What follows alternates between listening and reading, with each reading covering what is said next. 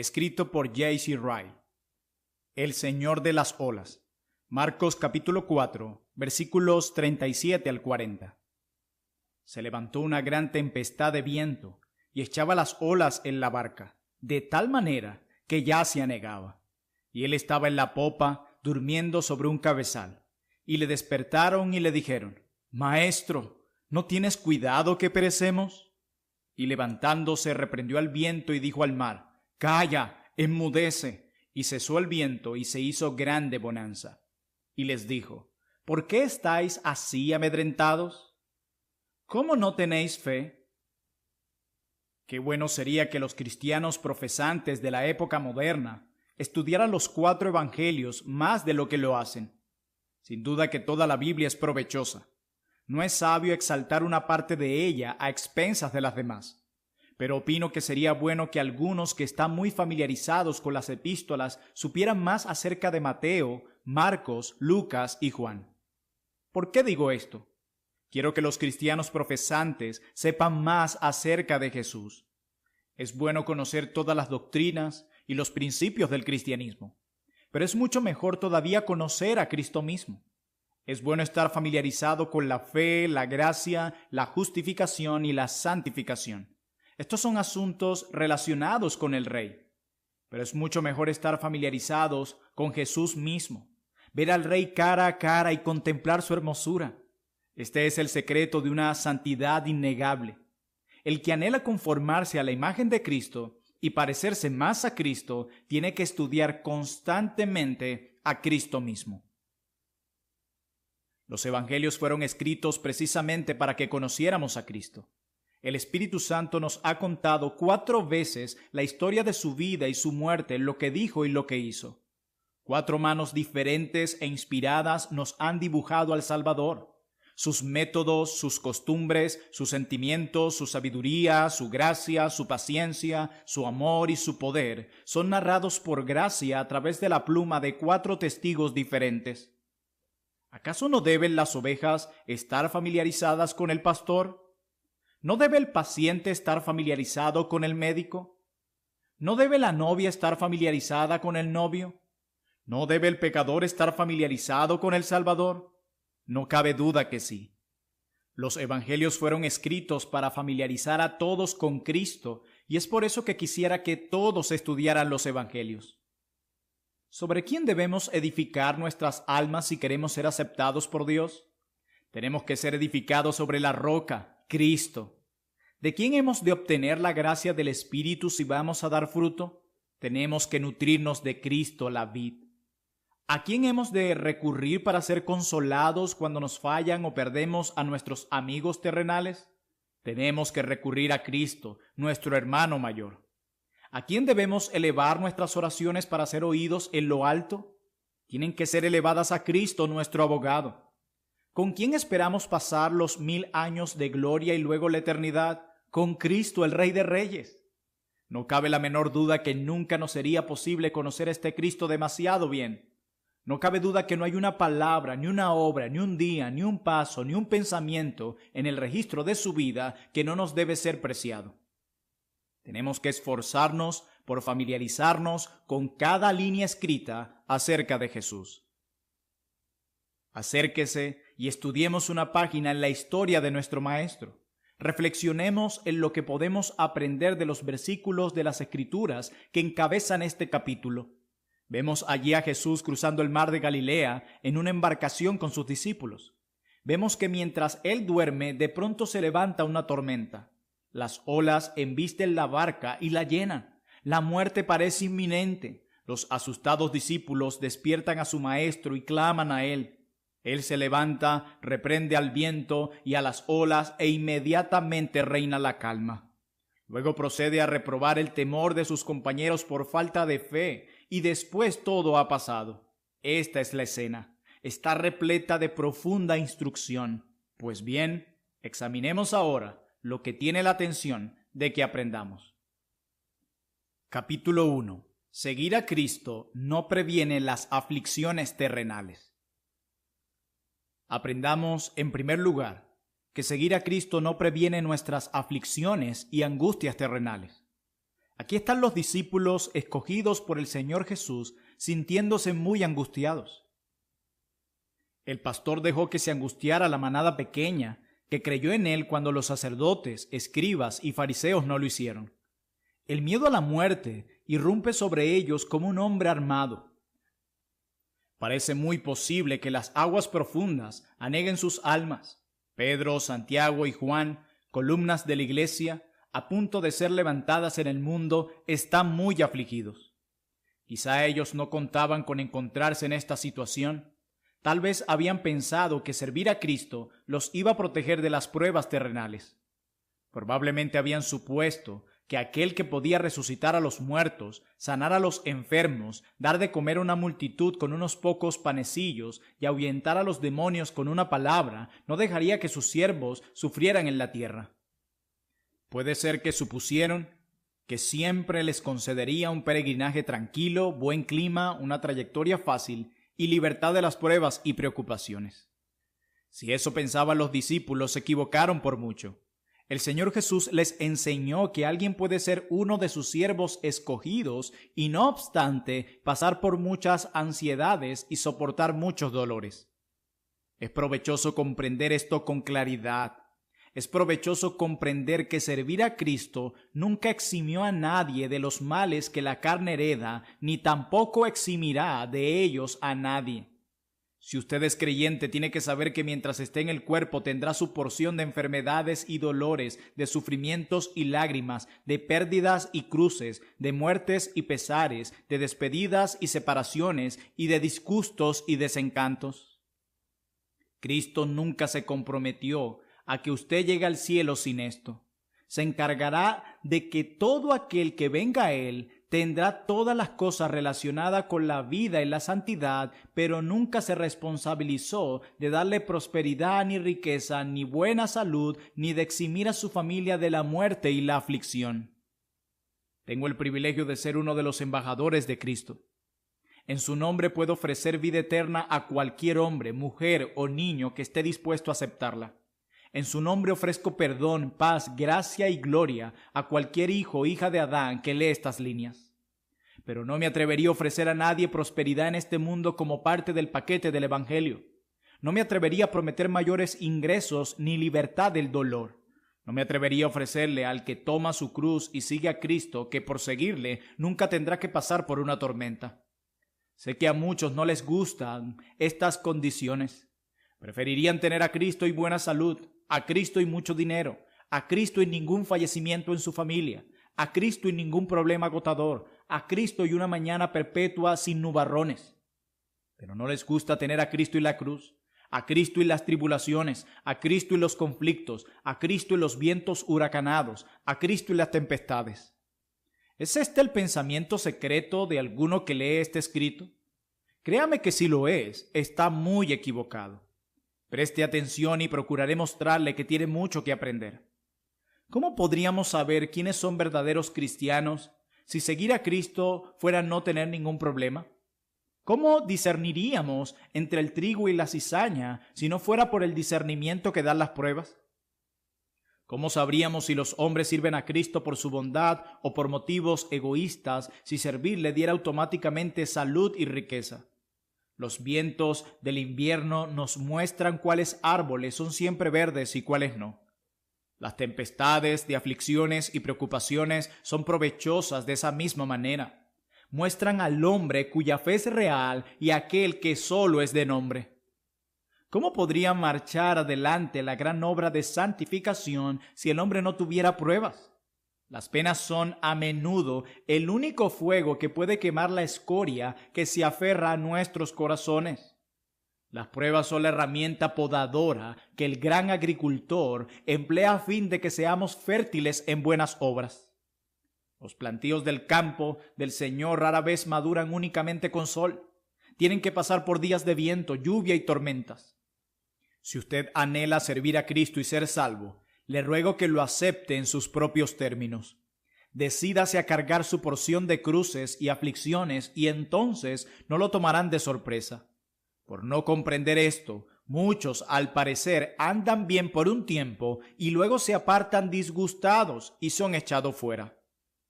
Si Si usted profesa ser hijo de Dios, deje que el Señor Jesús lo santifique a su manera.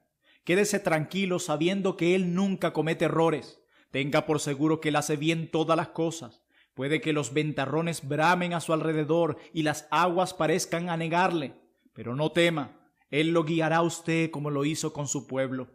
Así lo declara el Salmo 107, versículo 7. Los dirigió por camino derecho para que viniesen a ciudad habitable. Capítulo número 2. El Señor Jesús es realmente un ser humano. Aprendamos, en segundo lugar, que el Señor Jesús es real y verdaderamente hombre, un ser humano. Esta breve anécdota contiene palabras que, como en muchos otros pasajes de este Evangelio, presentan esta verdad de una manera impresionante. Nos dice que cuando el viento comenzaba a echar las olas en la barca, Jesús estaba en la popa durmiendo sobre un cabezal. Estaba cansado y cuando leemos el 4º capítulo de Marcos, entendemos el porqué de su fatiga. De seguro que si el sueño de un obrero es dulce, mucho más dulce debe haber sido el sueño de nuestro bendito Señor. Fijemos en nuestra mente la gran verdad de que Jesucristo era realmente hombre.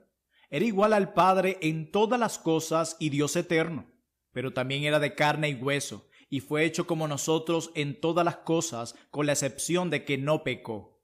Como nosotros nació de mujer, como nosotros creció y aumentó en estatura, como nosotros a menudo tenía hambre y sed, y se sentía débil y cansado, como nosotros comía y bebía, descansaba y dormía, como nosotros se ponía triste, lloraba y expresaba todos los demás sentimientos. Todo esto se antoja increíble, pero así es. Aquel que hizo los cielos andaba como un pobre y cansado ser humano. El que gobernaba sobre principados y potestades en lugares celestiales tomó sobre sí un cuerpo frágil como el nuestro. Aquel que podía haber morado eternamente en la gloria que compartía con el Padre bajó a la tierra y vivió como un hombre entre hombres pecadores. No hay duda de que este hecho en sí es un maravilloso milagro de condescendencia, gracia, compasión y amor. Encuentro gran consuelo al pensar que Jesús es perfectamente humano, tal como es perfectamente Dios. Aquel en quien las Escrituras me aconsejan confiar no es simplemente un sumo sacerdote, sino un sumo sacerdote revestido de emociones. No solo es un Salvador poderoso, también es un Salvador comprensivo. No solo es el único Hijo de Dios, poderoso para salvar, sino el Hijo del Hombre capaz de sentir. ¿Quién no sabe que la comprensión es uno de los sentimientos más dulces para nosotros en este mundo pecaminoso?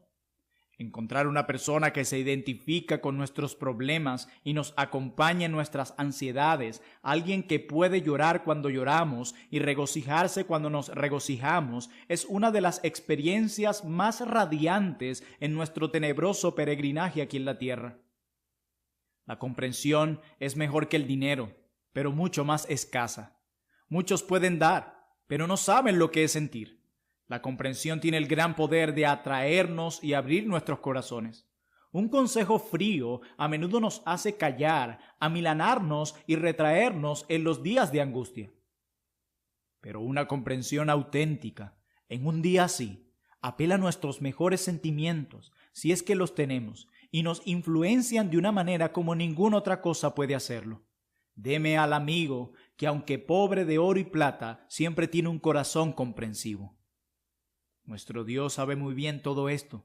Conoce los secretos más íntimos del corazón del hombre. Él conoce las formas en que ese corazón se aborda con mayor facilidad y las emociones que conmueven ese corazón más fácilmente. Determinó sabiamente que el Salvador de los Evangelios sintiera emociones al igual que poder. Nos ha dado aquel que no solo tiene una mano fuerte para arrancarnos como brasas del fuego, sino también un corazón comprensivo en el cual los trabajados y cargados pueden encontrar descanso. Veo una enorme prueba de amor y sabiduría en la unión de las dos naturalezas en la persona de Cristo.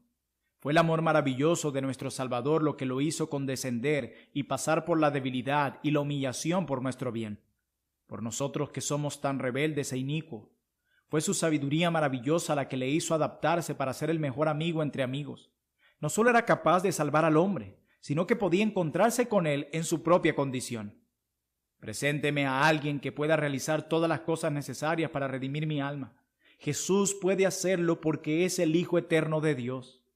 Quiero contar con alguien que pueda comprender mis debilidades y que trate con ternura mi alma mientras estoy atado a un cuerpo de muerte.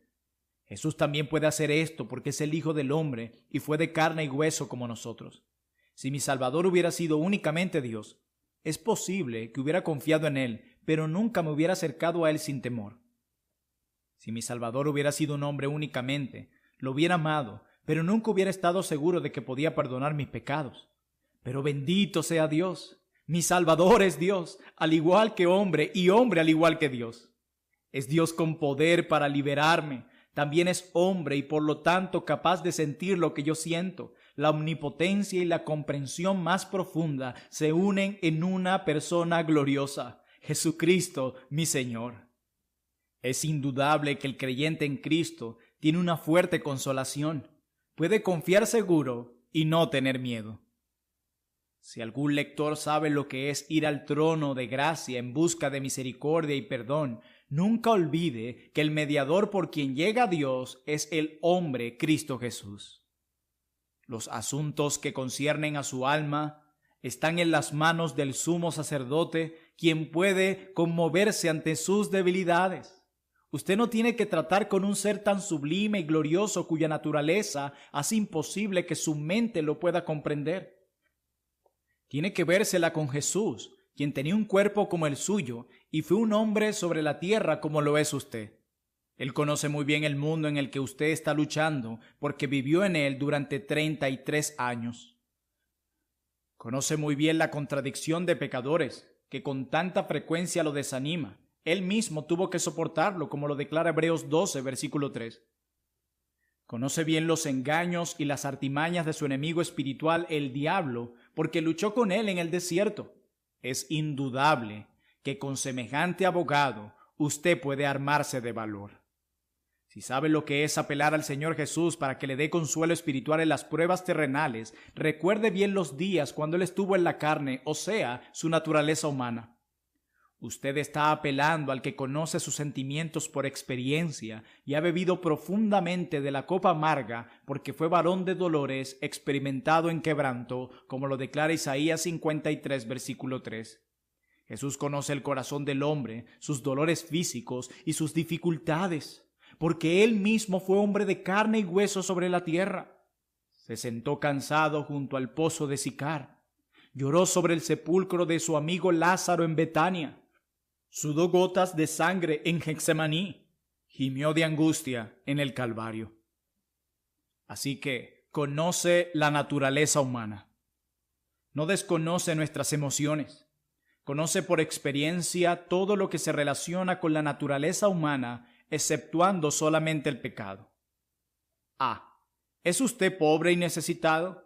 Jesús también lo era. Las zorras tienen sus cuevas y las aves sus nidos, pero el Hijo del Hombre no tuvo un lugar donde reclinar su cabeza. Procedía de una ciudad despreciable. Los hombres decían, ¿de Nazaret puede salir algo bueno? Era visto como el hijo de un carpintero. Predicaba desde una barca prestada, hizo su entrada a Jerusalén montado en una asna prestada y fue sepultado en una tumba prestada. B. ¿Está usted solo en el mundo y es abandonado por aquellos que se supone deberían amarlo? A Jesús le pasaba lo mismo. A lo suyo vino y los suyos no le recibieron. Así lo declara Juan capítulo 1, versículo 11. Vino con el fin de ser un Mesías para las ovejas perdidas de la casa de Israel, pero lo rechazaron. Los príncipes de este mundo no lo aceptaban. Los pocos que lo seguían eran publicanos y pescadores, y aun estos últimos lo abandonaron al final y fueron esparcidos, cada uno a su propio lugar. C. ¿Es usted incomprendido? Sus palabras son tergiversadas, lo calumnian y persiguen. A Jesús le pasaba lo mismo. Lo llamaron glotón y bebedor de vino, amigo de publicanos, samaritano, loco, y hasta se atrevieron a llamarlo demonio. Lo calumniaban, le hacían acusaciones falsas, le dictaron una sentencia injusta, y aunque era inocente, fue condenado como malhechor, y como tal murió en la cruz. D. ¿Lo tienta usted Satanás y pone horribles sugerencias en su mente? Jesús fue tentado de la misma manera. Satanás lo incitó a que desconfiara de la providencia paternal de Dios. Di que estas piedras se conviertan en pan. Le propuso que tentara a Dios exponiéndose a un peligro innecesario. Échate abajo desde el pináculo del templo. Le sugirió que podía ser suyos los reinos del mundo por el pequeño acto de someterse a él. Todo esto te daré si postrado me adorares. Así lo declara Mateo capítulo 4, versículos 1 al 10. ¿Siente alguna vez gran agonía y algún conflicto en su mente? ¿Se siente en tinieblas como si Dios lo hubiera abandonado? Jesús se sintió de la misma manera. ¿Quién puede describir la medida real de sus sufrimientos mentales en Getsemaní? ¿Quién puede medir la profundidad del dolor de su alma cuando exclamó, Dios mío, ¿por qué me has desamparado? Es imposible concebir un Salvador más adecuado a las necesidades del corazón del hombre que nuestro Señor Jesucristo. Adecuado no solo por su poder, sino también por su compasión. Adecuado no solo por su divinidad, sino también por su humanidad. Esfuércese, le ruego que grabe bien en su mente que Cristo, el refugio de las almas, es hombre y Dios. Hónrelo como Rey de Reyes y Señor de Señores. Pero mientras lo hace, no olvide nunca que tuvo un cuerpo y fue un hombre. Aférrese a esta verdad y nunca la suelte. El unitario descontento se equivoca por mucho cuando dice que Cristo era hombre únicamente y no Dios. Pero no permita que ese error le haga olvidar que mientras Cristo era plenamente Dios, era también completamente hombre. No haga caso al argumento infundado del católico romano que afirma que la Virgen María y los santos son más comprensivos que Cristo. Contéstele que ese argumento surge de ignorar las Escrituras y la verdadera naturaleza de Cristo. Contéstele que no ha aprendido lo suficiente de Cristo como para considerarlo más que un juez austero y un ser al cual temer. Contéstele que los 4 evangelios le han enseñado a considerarlo como el amigo más cariñoso y comprensivo, al igual que el Salvador más poderoso y fuerte. Contéstele que usted no quiere ningún consuelo de los santos ni de los ángeles, ni de la Virgen María ni de Gabriel, porque usted puede reposar su alma cansada en el hombre Cristo Jesús. Capítulo 3. Aún el cristiano auténtico puede mostrar mucha debilidad. Aprendamos, en tercer lugar, que aún el cristiano auténtico puede mostrar mucha debilidad. Aquí se consigna una prueba impresionante de esto en la conducta de sus discípulos que despertaron a Jesús apurados. Le dijeron llenos de temor y ansiedad, «Señor, sálvanos que perecemos». Hubo impaciencia. Podían haber esperado hasta que su Señor considerara oportuno responder. Hubo incredulidad. Hablaron como si dudaran de que su Señor se interesara o le importara su seguridad y bienestar. Así lo declara Marcos capítulo 4, versículo 38. ¿No tienes cuidado que perecemos?, dijeron los discípulos. Pobres hombres sin fe. ¿Qué motivo tenían para temer? Habían visto prueba tras prueba que todo andaría bien mientras el esposo estuviera con ellos. Habían sido testigos de numerosos ejemplos de su amor y bondad hacia ellos, tantos como para convencerse de que Él nunca dejaría que les aconteciera algo realmente malo. Pero lo olvidaron todo ante un peligro inminente. El sentido de una desgracia inmediata a menudo causa que el hombre pierda la memoria. Muchas veces el temor le impide al hombre razonar basándose en experiencias del pasado. Oyeron el viento, vieron las olas, sintieron el agua fría que los golpeaba, se imaginaban que estaban muy cerca de la muerte, no aguantaban más el suspenso. ¿No tienes cuidado?, dijeron ellos, que perecemos. Pero en definitiva, comprendamos que esta no es más que una escena de lo que pasa constantemente entre creyentes de todas las épocas. Sospecho que hay demasiados discípulos este mismo día que actúan igual que los que estamos describiendo. Muchos de los hijos de Dios se las arreglan muy bien mientras no tienen problemas. Siguen a Cristo bastante bien mientras brilla el sol. Creen estar confiando plenamente en Cristo. Se engañan pensando que han echado sobre Él todas sus cargas. Tienen la reputación de ser muy buenos cristianos.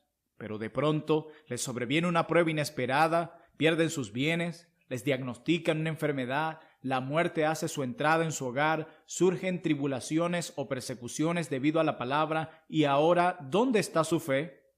¿Dónde está la confianza segura que creían tener? ¿Dónde está su paz, su esperanza y su resignación? Ay, las buscan y no las encuentran. Ay, son pesados en balanza y son hallados faltos, como lo declara Daniel capítulo 5, versículo 27. El temor, la duda, la desesperación y la ansiedad irrumpen sobre ellos como un diluvio y no saben qué hacer. Sé que esta es una descripción triste. Apelo a la conciencia de todo cristiano verdadero para que me diga si lo que digo no es correcto y la verdad. La verdad lisa y llana es que no existe la perfección literal y absoluta entre los cristianos verdaderos mientras están en el cuerpo. El mejor y más brillante de los santos de Dios no es más que un pobre ser confundido. Por más convertido, renovado y santificado que sea, sigue sujeto a debilidades y enfermedades. No existe ni un justo sobre la tierra que haga siempre lo bueno y que no peque. Si ofendemos en una sola cosa, ofendemos en todo. Alguien puede tener una fe auténticamente salvadora, sin embargo, no siempre tenerla a la mano, lista para ser usada. Abraham fue el padre de los fieles. Por fe dejó su tierra y su parentela y salió obedeciendo el mandato de Dios a una tierra que nunca había visto. Por fe se contentó con vivir en la tierra como un extranjero, creyendo que Dios se la daría como herencia. Y aún así, este fue el Abraham quien, dominado por la incredulidad, hizo pasar a su esposa como su hermana por temor a un hombre. Aquí hubo una gran flaqueza. No obstante, han existido pocos santos más grandes que Abraham. David era un hombre conforme al corazón de Dios. Siendo solo un muchacho, tuvo fe para salir y enfrentar al gigante Goliat. Declaró públicamente su creencia de que el Señor, habiéndolo librado de las garras del león y del oso, lo libraría también de ese filisteo.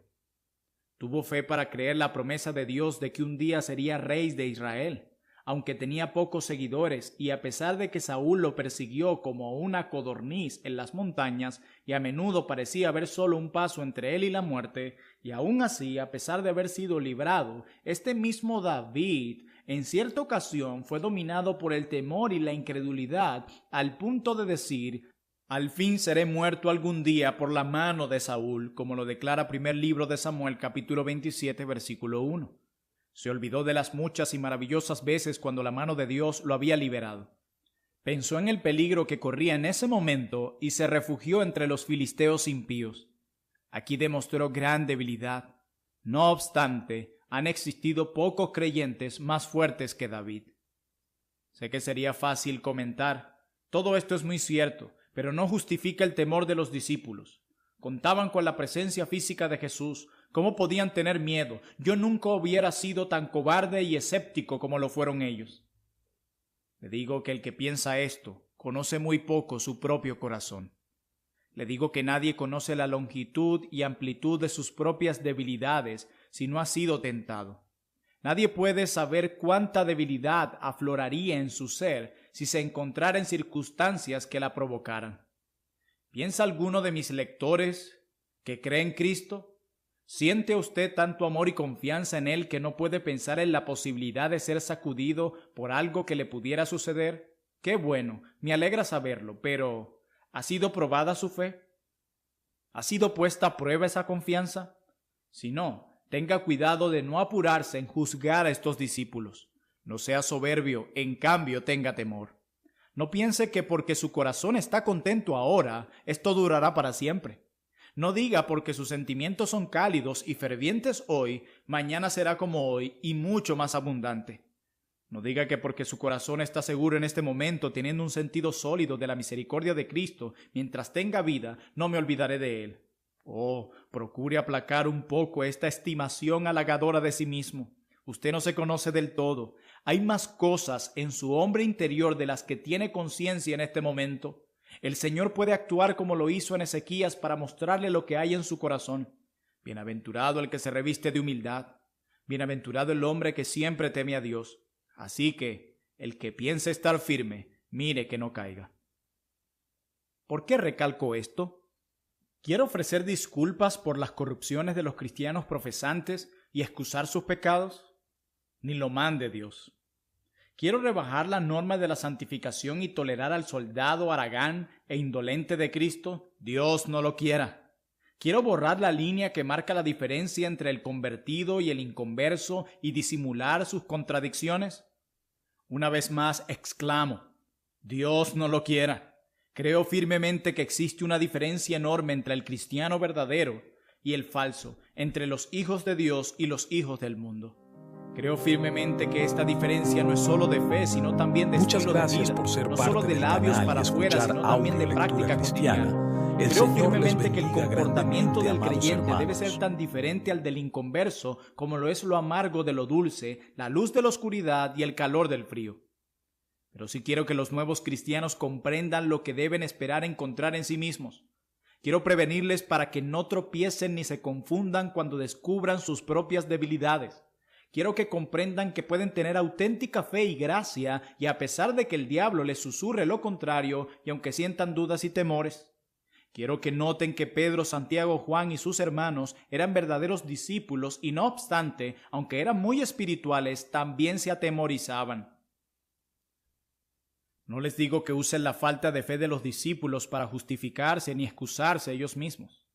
Pero sí les digo que esa falta de fe de los discípulos muestra claramente que mientras están en el cuerpo no deben esperar que su fe esté por encima del temor. Sobre todo, quiero que todos los cristianos comprendan lo que pueden esperar de otros cristianos. No debemos apresurarnos a concluir que alguien no tiene la gracia solo porque le vemos algún signo de corrupción. El sol tiene manchas y no obstante brilla en todo su esplendor y alumbra a todo el mundo. El oro de Australia viene mezclado con cuarzo y escoria, y aún así, ¿quién piensa que por eso el oro no vale nada? Algunos de los diamantes más valiosos del mundo tienen sus defectos, pero no por eso dejan de tener un gran valor. Fuera con estos reparos morbidos por los que muchos excomulgarían a alguien por el hecho de tener faltas. Seamos más diligentes para ver la gracia y más lentos para ver las imperfecciones. Comprendamos que si no admitimos que hay gracia donde hay corrupción, no encontraremos gracia en el mundo. Todavía estamos en el cuerpo. El diablo no ha muerto. Aún no somos como ángeles. Aún no ha comenzado el cielo. Las paredes del leprosorio no se verán libres de la lepra por más que las limpiemos y raspemos. Nunca se quitarán los residuos de la lepra hasta que se tire abajo el edificio. Ciertamente nuestro cuerpo es templo del Espíritu Santo, pero no es un templo perfecto hasta que hayamos resucitado o cambiado. La gracia es, por cierto, un tesoro, pero un tesoro en vasija de barro. Es posible que el hombre renuncie a todo por el nombre de Cristo y sin embargo ser asaltado a veces por dudas y temores. Ruego a cada lector que recuerde esto. Es una lección que merece su atención. Los apóstoles creían en Cristo. Amaban a Cristo y renunciaron a todo para seguir a Cristo. Y sin embargo, vemos que en esta tormenta los apóstoles tenían miedo. Aprendamos a ser comprensivos cuando juzgamos a otros. Aprendamos a ser moderados en las expectaciones de nuestro propio corazón. Contendamos defendiendo hasta la muerte la verdad de que nadie es un cristiano verdadero si no se ha convertido y es un hombre santo. Pero reconozcamos que el hombre puede ser convertido, tener un nuevo corazón, ser un hombre santo y aún así ser débil, tener dudas y temores. Capítulo número 4. El poder del Señor Jesucristo. Aprendamos en cuarto lugar acerca del poder del Señor Jesucristo. Tenemos un ejemplo impresionante de su poder en la historia que estamos enfocando. Las olas azotaban la barca en la que estaba Jesús. Los aterrados discípulos lo despertaron y clamaron a él, y levantándose reprendió al viento y dijo al mar: «Calla, enmudece», y cesó el viento y se hizo grande bonanza. Este fue un milagro maravilloso. Nadie que no fuera todopoderoso hubiera podido hacerlo. Hacer cesar el viento con solo 2 palabras. Hay un dicho común que describe algo que es imposible. Es como hablarle al viento. Pero Jesús reprende al viento y se calma al instante. Esto es poder. Calmar las olas con su voz. ¿Qué estudiante de la historia no sabe de aquel poderoso rey de Inglaterra que trató en vano de detener una creciente ola que subía al mar? Pero aquí tenemos al que le dice a las olas embravecidas en una tempestad: calla, enmudece, y se hizo la calma. Eso es poder. Es bueno que todos los hombres tengan una visión clara del poder del Señor Jesucristo.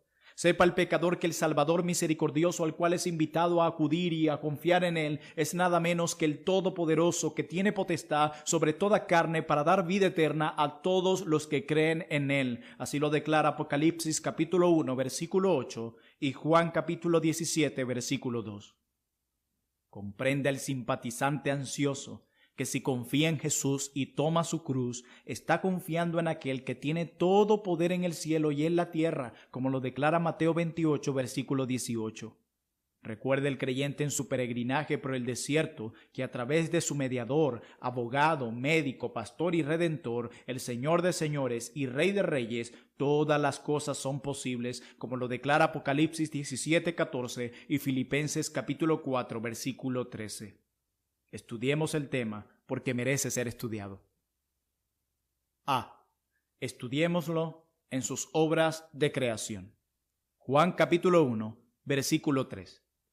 Todas las cosas por Él fueron hechas, y sin Él nada de lo que ha sido hecho fue hecho. Los cielos y todas las gloriosas huestes de habitantes, la tierra y todo lo que contiene, el mar y todo lo que en él hay, sí, toda la creación, desde el sol en las alturas hasta el gusano más pequeño debajo de la tierra, fueron obras de Cristo. Él habló y fueron creados, los ordenó y comenzaron a existir. Ese mismo Jesús, quien nació de una pobre mujer en Belén y vivió en la casa de un carpintero en Nazaret, fue el que formó todas las cosas. ¿No fue esto poder? B. Estudiémoslo en las obras de su providencia y la continuación ordenada de todas las cosas en el mundo. Colosenses capítulo 1, versículo 17. Todas las cosas en él subsisten. El sol, la luna y las estrellas giran dentro de un sistema perfecto. Primavera, verano, otoño e invierno ocurren en un orden sucesivo perfecto. Ese orden sigue hasta este día y no falla, por orden de aquel que murió en el Calvario, como lo declara el Salmo 119, versículo 91. Los reinos de este mundo se levantan, llegan a su apogeo, declinan y desaparecen. Los gobernantes de este mundo trazan planes, confabulan, dictan y cambian leyes, guerrean, vencen a unos y levantan a otros, pero no tienen en cuenta que gobiernan únicamente por la voluntad de Jesús y que nada sucede sin el permiso del Cordero de Dios. ¿No saben que ellos y sus súbditos son como una gota de agua en la mano del crucificado, y que es Él quien prospera a las naciones y las reduce a la nada según su beneplácito? C. Estudiemos el tema, enfocando los milagros realizados por nuestro Señor Jesucristo durante sus 30 años de ministerio aquí en la tierra. Conozcamos por las obras portentosas que realizó, que las cosas imposibles para el hombre son posibles para Cristo. Consideremos cada uno de sus milagros como un emblema y representación de cosas espirituales. Vemos en ellos una representación hermosa de lo que puede hacer por nuestras almas. Aquel que pudo levantar a los muertos con una palabra de su boca, puede con la misma facilidad levantar al hombre muerto en pecado. Aquel que pudo dar vista al ciego, abrir los oídos del sordo, y darle voz al mundo, puede hacer que el pecador vea el reino de Dios, oiga el sonido gozoso del Evangelio y proclame las alabanzas por el amor redentor. Aquel que pudo sanar al leproso con un toque de su mano, puede curar cualquier enfermedad del corazón. El que puede echar fuera demonios, puede ordenar a cada pecado arraigado que ceda a su gracia. Oh, comencemos a leer los milagros de Cristo, viéndolos desde esta perspectiva. Por más inicuos, malos y corruptos que nos sintamos, animémonos sabiendo que sanar está dentro del poder de Cristo. Recordemos que en Cristo no solo hay plenitud de misericordia, sino también plenitud de su poder. D. Estudiemos el tema en particular, tal como se aplica a nosotros este día. Me atrevo a asegurar que a veces su corazón ha sido zarandeado de acá para allá como las olas en una tempestad. ¿Se ha sentido usted agitado como las aguas en un mar embravecido cuando no se puede calmar? Venga y preste atención este día a aquel que le puede dar descanso. Sea lo que sea que lo altera, Jesús le puede decir a su corazón: calla, enmudece. ¿Qué si su conciencia está abrumada por el recuerdo de incontables transgresiones y despedazada por cada ráfaga de tentación? ¿Qué si la carga del recuerdo de algún aberrante libertinaje le parece grave y es intolerable? ¿Qué si su corazón parece estar lleno de perversidad y el pecado parece arrastrarlo por donde quiera como si fuera su esclavo? ¿Qué si la maldad se pasea por su alma como un conquistador diciéndole que es inútil resistirla, que no hay esperanza para usted? Le aseguro que está aquel que le puede dar perdón y paz.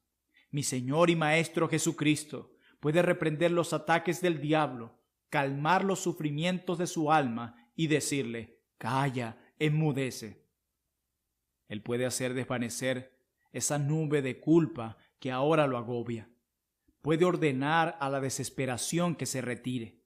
Puede espantar al temor. Puede quitar el espíritu de esclavitud y llenarlo con el espíritu de adopción.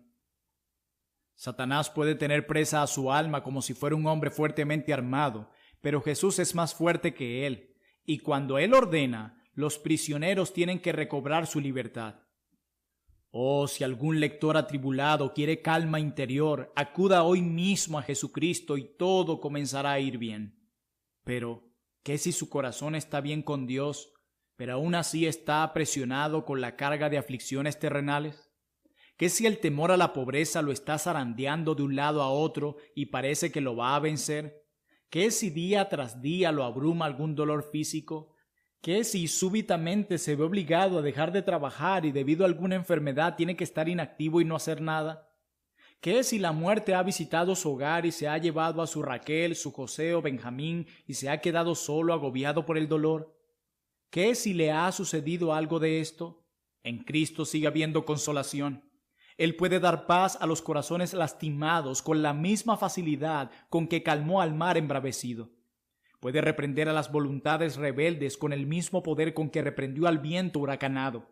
Puede calmar la tempestad de la aflicción y silenciar las pasiones tumultuosas, igual como lo hizo con la tormenta Galilea.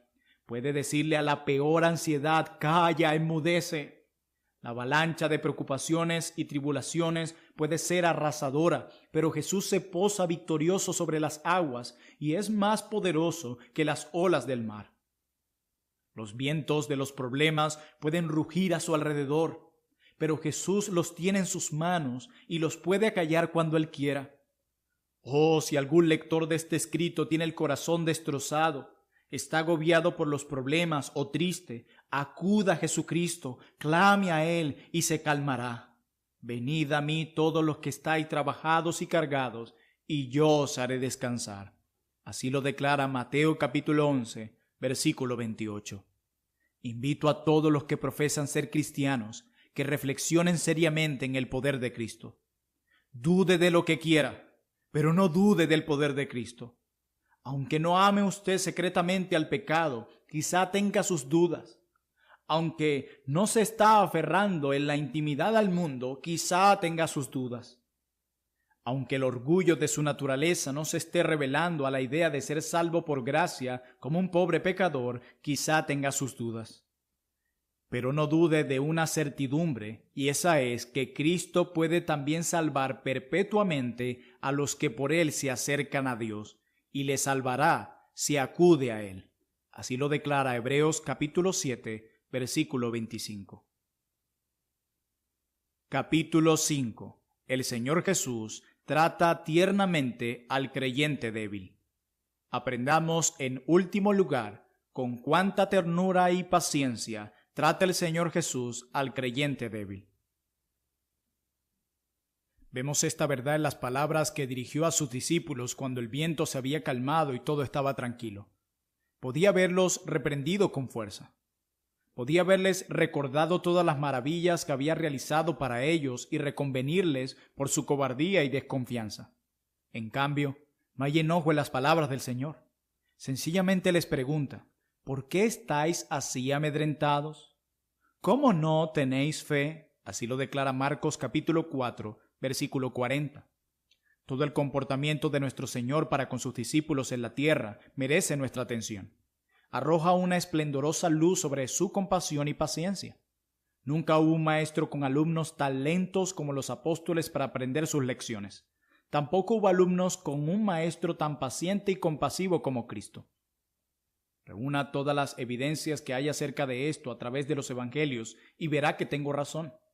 Durante el ministerio de nuestro Señor, en ningún momento los discípulos evidencian haber comprendido plenamente la razón de su venida al mundo. La humillación, la expiación y la crucifixión eran cosas desconocidas para ellos. No habían captado las palabras tan sencillas y las advertencias tan claras de su maestro acerca de lo que iba a suceder. No entendieron, no percibieron, sus ojos no lo captaron. En cierta ocasión, Pedro hasta trató de disuadir a nuestro Señor de pasar por el sufrimiento. En Mateo capítulo 6, versículo 22 y en Lucas capítulo 9, versículo 45 nos declara lo siguiente: Señor, ten compasión de ti, le dijo. En ninguna manera esto te acontezca. A menudo observamos cosas en el espíritu y la actitud de ellos que no son dignas de emular. Nos dice la palabra que un día discutían entre ellos quién sería el mayor, así lo declara Marcos capítulo 9, versículo 34. Otro día ni tuvieron en cuenta sus milagros y sus corazones se endurecieron.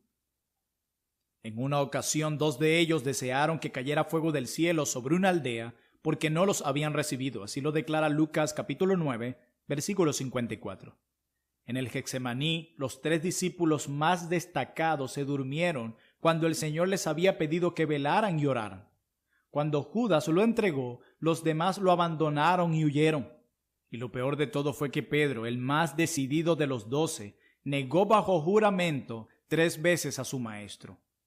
Incluso, aún después de su resurrección, vemos en ellos la misma incredulidad y dureza de corazón. Aunque vieron a su Señor con sus propios ojos y lo tocaron con sus manos, aún así algunos dudaban. Así de débil era su fe. Por eso el Señor mismo le reprendió diciendo en Lucas capítulo 24, versículo 25, «Oh insensatos y tardos de corazón, para creer todo lo que los profetas han dicho». Así de tardos eran para entender el significado de las palabras, las acciones, la vida y la muerte de nuestro Señor. En cambio, ¿qué vemos en el comportamiento de nuestro Señor hacia estos discípulos a lo largo de su ministerio? No vemos más que compasión, bondad, ternura, paciencia, resignación y amor. No los echa fuera por su estupidez, no los rechaza por su incredulidad, no los impugna para siempre por cobardes, les enseña todo lo que tienen la capacidad de entender. Los conduce paso a paso como una niñera lo hace con el infante que recién empieza a caminar. En cuanto resucitó de los muertos, les envió mensajes amables. «Id», le dijo a las mujeres, «dad las nuevas a mis hermanos para que vayan a Galilea y allí me verán». Así lo declara Mateo 28, versículo 10. Los reúne alrededor de él una vez más. Restaura a Pedro a su posición anterior y le pide, «apacienta mis ovejas».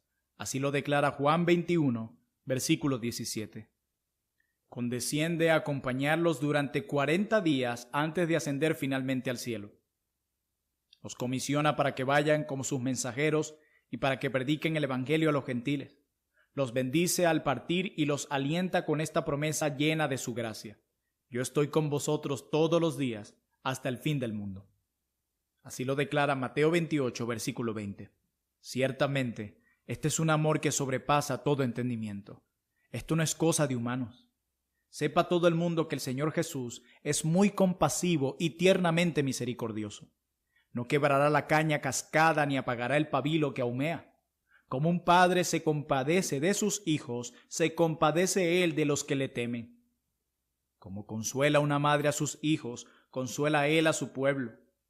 Él cuida a los corderitos de su manada, al igual que a sus ovejas mayores. Cuida a los enfermos y débiles de su rebaño, al igual que a los fuertes.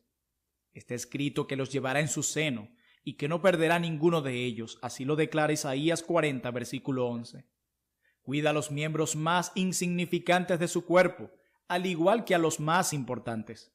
Ama a los infantes de su familia, al igual que a los adultos. Cuida a las plantitas más tiernas en su jardín, al igual que al cedro del Líbano. Todos están en su libro de la vida y todos están bajo su cuidado. Todos le fueron dados a él en un pacto perpetuo y se ha hecho cargo, a pesar de todas las debilidades, de llevar a cada uno seguro a su patria celestial. Apropiese el pecador de Cristo por fe, y entonces, por débil que sea, Cristo le promete: no te desampararé ni te dejaré. Así lo declara Hebreos 13, versículo 5. Es posible que por amor algunas veces lo corrija con gentileza, pero nunca, nunca lo abandonará. El diablo nunca lo arrancará de las manos de Cristo. Sepa el mundo que el Señor Jesús nunca echará fuera a su pueblo creyente por sus faltas y debilidades. El marido no echa fuera a su esposa porque encuentra defectos en ella. La madre no abandona a su infante porque sea débil, flojo e ignorante. Y el Señor Cristo no echa fuera a los pobres pecadores que han puesto su alma en sus manos por ver en ellos manchas e imperfecciones. Oh no, es su gloria pasar por alto las faltas de su pueblo y sanar sus caídas, complacerse en sus débiles gracias y perdonar sus muchas faltas. El capítulo 11 de Hebreos es maravilloso. Es sobrecogedor observar cómo el Espíritu Santo habla de los dignos cuyos nombres están escritos en ese capítulo. En este caso, destaca la fe del pueblo de Dios para que la recordemos, pero las faltas de muchos de estos a las que podía haber hecho alusión y haber recordado quedan fuera y ni siquiera se mencionan. ¿Quién de entre los lectores de este escrito anhela ser salvo, pero teme decidirse por temor de apartarse del camino tarde o temprano? Considere, le ruego, la ternura y paciencia del Señor Jesús y no vuelva a temer. Ese mismo Señor y Salvador que fue paciente con los discípulos está pronto y dispuesto a ser paciente con usted. Si tropieza, Él lo levantará. Si se desvía, Él lo traerá de vuelta con gentileza. Si desmaya, Él lo reavivará. No lo ha sacado de Egipto para dejarlo morir en el desierto. Lo guiará seguro a la tierra prometida. Usted solo entréguese a Él y siga su camino, y Él lo llevará seguro a su patria celestial. Solo escuche su voz y sígale, y nunca perecerá. ¿Quién entre los que leen este escrito se ha convertido y anhela hacer la voluntad de su Señor? Siga hoy el ejemplo de ternura y paciencia de su Maestro y aprenda a ser tierno y gentil con los demás. Trate con gentileza a los jóvenes que están dando sus primeros pasos. No espere que sepan todo y comprendan todo lo relativo a la salvación de una sola vez. Tómelos de la mano, guíelos y aliéntelos. Crea todas las cosas y espere todas las cosas, en lugar de entristecer el corazón que el Señor no quiere entristecer. Trate con gentileza a los caídos. No les dé la espalda como si fueran casos perdidos. Use todos los medios lícitos para restaurarlos. Piense en usted mismo y en sus frecuentes debilidades y haga con las fallas de los demás lo que le gustaría que hicieran ellos con las suyas. Lamentablemente, hay una ausencia dolorosa de la mente del Maestro entre muchos de sus discípulos. Me temo que en la actualidad pocas iglesias estarían dispuestas a restaurar a Pedro en su comunión. Tendrían que pasar muchos años después de que negó a su Señor para recibirlo de nuevo en su seno. Son pocos los creyentes prestos a hacer la obra de Bernabé, de tomar al recién convertido de la mano y animarle en sus primeros pasos. Queremos un derramamiento del Espíritu sobre los creyentes, casi tanto como lo deseamos sobre el mundo. Aplicaciones prácticas. Ahora solo me falta pedirle a mis lectores que lleven a la práctica las lecciones que les he presentado. Recién han leído 5 cosas. Primero, que servir a Cristo no es garantía de que no tendrán problemas. Los santos más ilustres los tienen. Segundo, que Cristo es tan hombre como Dios. Tercero, que los creyentes pueden tener muchas debilidades y trastornos y aún así ser creyentes auténticos. Cuarto, que Cristo tiene todo poder. Y quinto, que Cristo es sumamente paciente y bondadoso para con su pueblo. Recuerde estas 5 lecciones y andará bien. Présteme atención un ratito más, mientras digo unas pocas palabras para grabar más profundamente en su corazón las verdades que ha estado escuchando. A. Es muy probable que este escrito lo estén leyendo algunos que no saben nada de Cristo mismo o que no conocen su obra por experiencia. Son demasiados los que no tienen interés alguno en los temas de los cuales he estado escribiendo. Su tesoro está aquí en la tierra. Todo su interés está en las cosas de este mundo. No les importa en absoluto los conflictos, luchas, problemas, dudas y temores del creyente. Les importa poco si Cristo hizo milagros o no. Para ellos, todo esto es cuestión de palabras, nombres y procedimientos que no les conciernen. Están sin Dios en este mundo. Si acaso es usted uno de estos, solo puedo advertirle seriamente que su trayectoria actual no puede durar. No vivirá para siempre. Habrá un final. Las canas, la vejez, las enfermedades, la declinación y la muerte son partes de la vida que un día todos tendremos que enfrentar. ¿Qué hará usted cuando le llegue ese día? Recuerde mis palabras hoy. No tendrá consolación cuando enfrente la enfermedad y la muerte, a menos que Jesucristo sea su amigo. Descubrirá para su tristeza y confusión que no importa cuánto digan y se enaltezcan los hombres, no pueden arreglárselas sin Cristo cuando están en su lecho de muerte. Pueden mandar a buscar al ministro de Dios y pedirle que les lea oraciones y les den la Eucaristía, o buscar al sacerdote para que les lean oraciones y les den la extrema unción. Puede usted participar de cada rito y ceremonia religiosa, pero si insiste en seguir viviendo una vida mundana y despreocupada, despreciando a Cristo en la mañana de su vida, no se sorprenderá si Cristo no está con usted en sus últimos momentos. Ay, estas son palabras solemnes y con frecuencia tristemente ciertas. También yo me reiré en vuestra calamidad y me burlaré cuando os viniere lo que teméis. Así lo declara Proverbios capítulo 1, versículo 26. Venga pues hoy y reciba el consejo de alguien que ama su alma. Deje de hacer el mal, aprenda a hacer lo bueno, apártese de las cosas intranscendentes y tome el sendero del entendimiento. Eche fuera ese orgullo en su corazón y busque al Señor Jesús mientras pueda ser hallado. Eche fuera la indolencia que ha paralizado su alma y decídase a tomar en serio su Biblia, sus oraciones y sus domingos. Apártese de un mundo que nunca lo satisfará y busque ese tesoro único que es verdaderamente incorruptible. Oh, quiera el Señor que sus palabras conmuevan su corazón. ¿Hasta cuándo, oh simples, amaréis la simpleza, y los burladores desearán el burlar, y los insensatos aborrecerán la ciencia? Volveos a mi reprensión. He aquí yo derramaré mi espíritu sobre vosotros. Así lo declara Proverbios capítulo 1, 22 al 23. Creo que el peor pecado de Judas Iscariote fue que no buscó perdón y no se volvió a su Señor. Tenga cuidado de no cometer el mismo error. B. Este escrito quizá caiga en las manos de algunos que aman al Señor Jesús y creen en Él, pero quieren amarlo más. Si usted es uno de ellos, acepte esta exhortación y aplíquela a su corazón. Para empezar, tenga siempre presente, como verdad sempiterna, que el Señor Jesús es realmente una persona viva y trátelo como tal. Es lamentable ver que en la actualidad muchos que profesan ser creyentes no tienen una idea cabal de la personalidad de nuestro Señor. Hablan más de la salvación que del Salvador, de redención más que del Redentor, y más de la obra de Cristo que de la persona de Cristo. Esto es un gran error, y eso explica el carácter desabrido y trivial de muchos que profesan el cristianismo.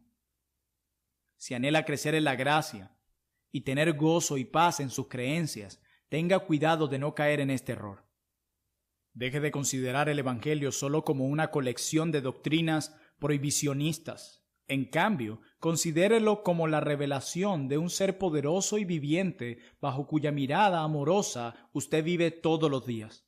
Deje de considerarlo solo como una serie de proposiciones abstractas y reglas y principios obtusos. En cambio, haga de cuenta que le presentaron a Jesús como un amigo glorioso y personal. Esta es la clase de evangelio que predicaban los apóstoles. No iban por el mundo de aquí para allá hablando a la gente abstractamente del amor, la misericordia y el perdón. El tema principal de todos sus mensajes era el amor de un Cristo real y vivo. Esta es la clase de evangelio que promueve la santificación y la idoneidad para la gloria. No hay nada que nos prepare mejor para ese cielo que gozar de comunión con Cristo como una persona real y viviente aquí en la tierra. Si gozamos de esa comunión desde ahora, estaremos preparados para estar donde la presencia personal de Cristo lo será todo, y en esa gloria donde veremos a Cristo cara a cara.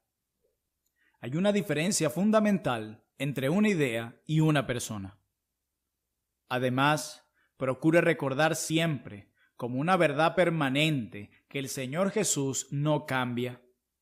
El Salvador en quien usted confía es el mismo ayer, hoy y por los siglos. En Él no hay mudanza ni sombra de variación, como lo declara Santiago capítulo 1, versículo 17.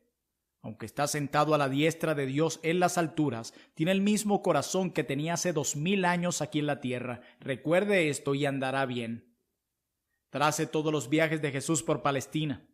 Tome nota de cómo recibía a todos y no rechazaba a nadie.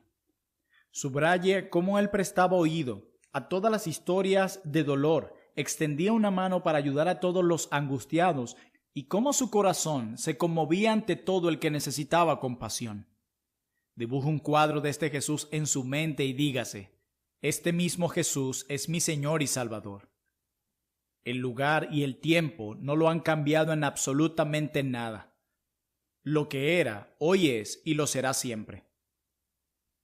Quiera Dios que este pensamiento dé vida y realidad a la práctica cotidiana de su fe. Quiera Dios que este pensamiento dé sustancia y forma a su expectativa de lo bueno por venir.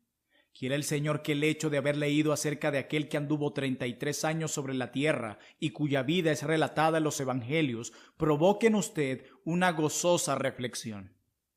Él es el mismo Salvador, en cuya presencia pasaremos la eternidad. Las últimas palabras de este capítulo serán igual que las primeras. Quiero que las personas lean los Evangelios más de lo que lo hacen. Quiero que sepan más de Cristo. Quiero que el inconverso conozca a Jesús para que por Él tenga vida eterna. Quiero que los creyentes conozcan mejor a Jesús para que sean más felices, más santos y más dignos de recibir la herencia de los santos.